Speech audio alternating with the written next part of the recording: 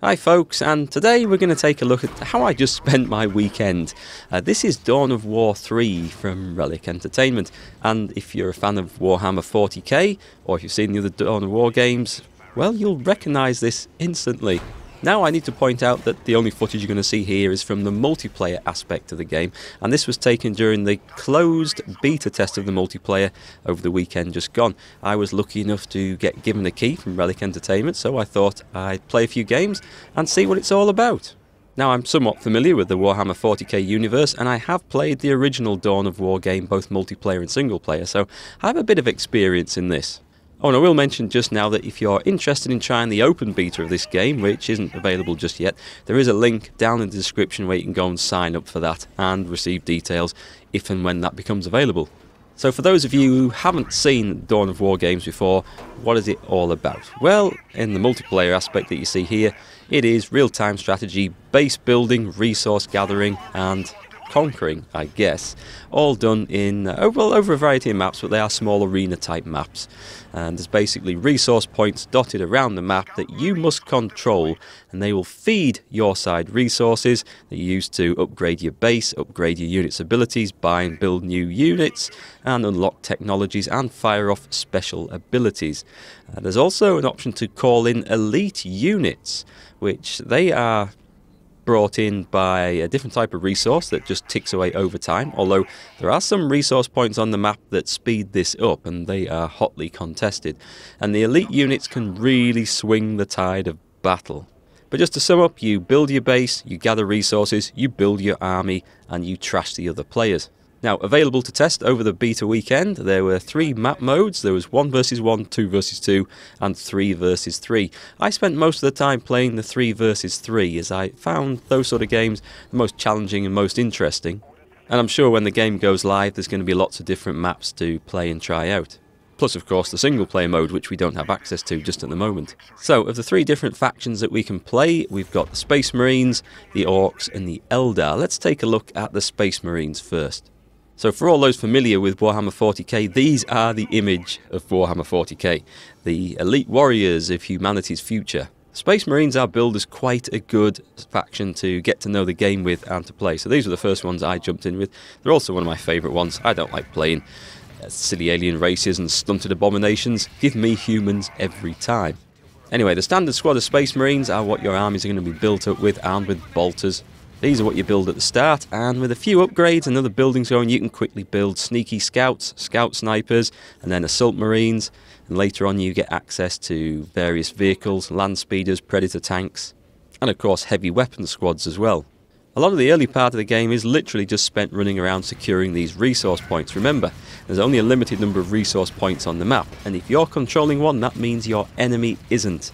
And the more you can control and the more you can disrupt your enemy's plans, the more of a resource advantage you can get over your opponent, therefore allowing you to produce more units or upgrade those quickly and better. And the upgrades are actually worth doing and worth putting points into, because they can basically upgrade your infantry damage, your infantry resilience, and of course you can do the same for vehicles as well. And quite often that is a better upgrade than just ploughing more and more units of the same type out. Although with the amount of resources available on these maps than these games I played, I never really got huge armies massed. But perhaps that says more to do with the way I was playing than anything to do with the game design. Anyway, once you've got your resource nodes, you can of course spend a few points of power upgrading them so they can produce a bit more for your side. You want to protect them as well, because if you upgrade them, the enemy come and capture them, then that's all your points wasted. You can build listening posts on top as well, which is a bit like a sentry tower with some basic guns on. They do help defend. But resource points aren't the only places on the map that are important. There's also places of heavy cover, where if you stick a unit in there, it basically generates a shield around it, and it's quite good for ranged units. It stops a lot of incoming damage, but of course they're vulnerable to melee types. And yes, I said melee types, although this is a game set in the future with lots of big guns. Just like the Warhammer 40k universe, there's lots of melee units in there. The assault marines I mentioned earlier, for one. Anyway, aside from the resource nodes and the cover points, there's also these stealth areas. These are quite interesting. You can just hide any units in there. At first I thought you had to hide stealth units in there, but no, you can put any unit in there, any unit of infantry anyway, and it remains hidden until an enemy unit actually enters the stealth zone, and then they can see you. These are quite useful for putting stuff around just to keep an eye on other areas, but they're not the only option for that. The Space Marines have these stealth scouts, which are quite handy. You can run around anywhere in stealth mode unless an enemy unit or building has some sort of built-in ability to display hidden units, which a few do. Then you can just go anywhere in amongst the enemy base and in amongst enemy units, as long as you don't fire or run into anything that can detect hidden stuff. They're quite good for keeping an eye on large portions of the map and give you a bit of a warning when stuff's coming. Now let's just take a quick look at the orcs as well. These are a lot more chaotic to play than the Space Marines, which seem to be ordered and organised.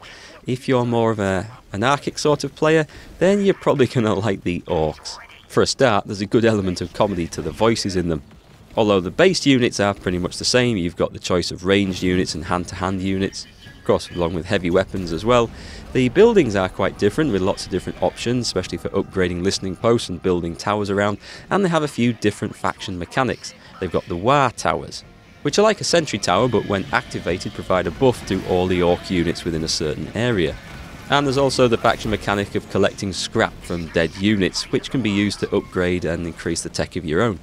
Now, the game manual actually rates these as harder to play than Space Marines. To be honest, I didn't really find that the case, but I did find them quite interesting to play. And then of course we've got the Eldar, or Space Elves to you and me. These are pretty good, and I think I had the most success playing these guys.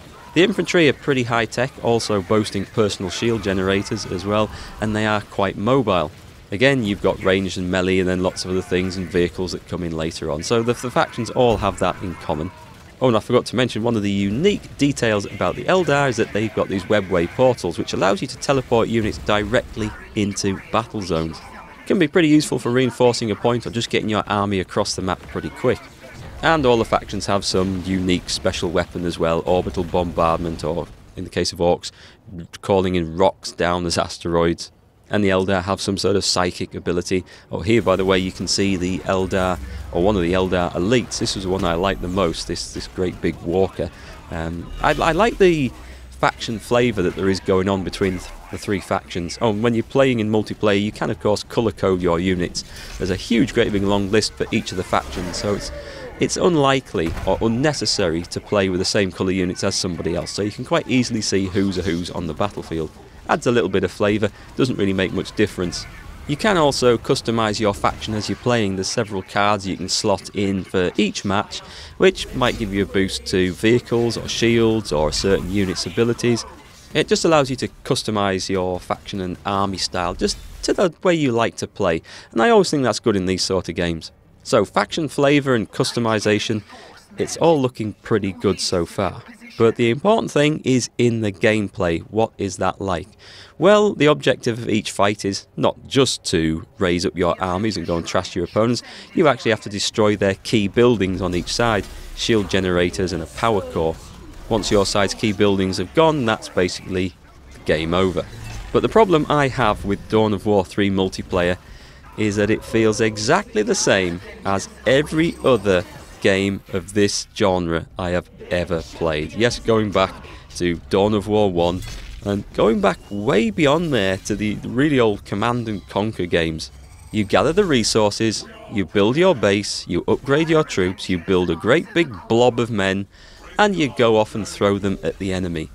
And that's it, and we've seen this all before, and yes, all the factions and the flavour and everything else is nice, but if you've played one of the other Dawn of War games, in my opinion, multiplayer, as far as multiplayer goes, this is the same. It doesn't change, and I think this style, this genre, this idea is getting a bit old. I mean, I'll be much more interested in seeing what the single player campaign is like. At least the story there holds things together and each mission will be a different objective. But the multiplayer side, no, sorry, it just doesn't do it for me.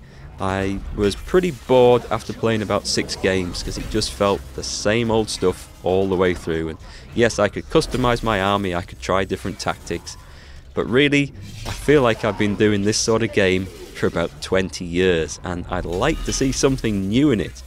What the game does, if you like that sort of thing, if you're not tired of it like I am, it does pretty well, but it just feels, in my opinion, understand, this is just my opinion, it feels like a tired idea. There are also another couple of issues that I found during the beta weekend, although this is obviously an early stage of development and it's stuff that won't apply later on. They only handed keys out to a certain number of players, and I thought that would be a hell of a lot, but even so, I had trouble finding matches at certain times of the day. Morning and afternoon UK times. I think a lot of these keys went to US players. In the evenings it got a lot easier. This is over a weekend, don't forget, so it's not a time when too many people will be out at work. And I had a bit of trouble getting matches sometimes. The in-game auto match finder thing never worked once for me. Luckily, creating a game manually and letting other people join did, or browsing for other people who were doing the same. But I imagine these are issues that won't be a problem when the game goes live, or even in open beta when there's a lot more folks playing. And the game did crash once or twice whilst going through. That's something that you can live with. It's expected in beta versions of games, so hopefully that won't be a problem later on. However, when it did crash and I got it loaded back in, I couldn't find a way of getting back into the same game, so the team I left unfortunately probably got screwed over because I couldn't get back in and join them. Conversely, several hours later when I loaded up the game for another go, I had a job finding a multiplayer game because it said I was already in one and I had no way of leaving it. So again, these are problems that are just probably going to be specific to this beta weekend, and I doubt you'll see further down the road, but they are things that I expect Relic to address. But the multiplayer game mode that you've got here, as I said, I find it tiresome. I've played too much of this sort of stuff in the past, and this just isn't different enough. The graphics are pretty, the effects are pretty, but the game just seems to be one of these, gather all the resources, build a blob, and go and throw it at the enemy. And this is also another one of the issues. A lot of the fighting just seems to come down to who's got the most numbers of troops at any one point. And when you do get into a fight, it's absolute chaos. So all the little tactics that you think you can apply to each unit, it either involves a huge amount of micromanagement, or it just goes out the window and it's just blob versus blob where everything gets thrown in. And the screen is such a cluttered mess of explosions and things, it's hard to find your individual units with the abilities to trigger off, it's hard to pull units out of combat, it's hard to get ranged units away from melee. It's just chaos, and it just feels like, well, what's the bother, what's the point of tactics? Let's just blob up and throw everything in, and then call down the elites and fire off the orbital bombardments or whatever, and just throw it all in and see what happens. So all those little tactics I devised earlier, all out the window. It's just blob time. So I didn't find that side of the combat very engaging at all. The scouting ability and the stealth side of stuff, well, that was all pretty interesting. Gotta remember, by the way, in your stealth units, they will not engage unless you specifically tell them to. So if you have a couple of stealth units and some very stealth sniper units, the Eldar have some excellent ones, if you're taking them around with your main force, they'll happily sit and watch whilst the rest of your force is getting minced, and they won't join in even though you've told them to attack. So yes, anyway, I think that sums up my thoughts on Dawn of War 3. Some very nice flavour, some very nice character, and they've done some nice work with the factions so far, and I dare say that's going to be even more improved upon.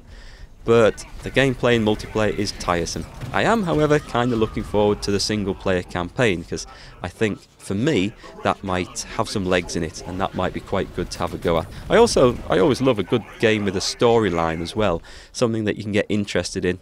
And this general idea and style of play, in single player, I think might be more fun, but for the multiplayer, no, it doesn't do it for me. Oh, and another thing that always seems to get me in these games, and this has been a case throughout the history of this style of multiplayer combat, is that as soon as one side gets a little bit behind, and the other side are just slightly ahead, and then have more control of the resource points, it's very, very, very hard to try and get back into the game, even with coordination amongst the rest of your teammates, because the enemy are generating more resources, which means they can reinforce faster and build more, and get their elites on the table more often, and you have to then take the fight to them to get the resource points back, and it feels like you're on a slippery slope, and you can see very early which way the games are going, and you're just left fighting it out for the next half an hour, knowing what the inevitable result will be.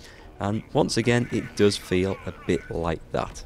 But it's always been like this in these sort of games, back to Dawn of War 1, back to Company of Heroes, which great games at the time, without a shadow of a doubt.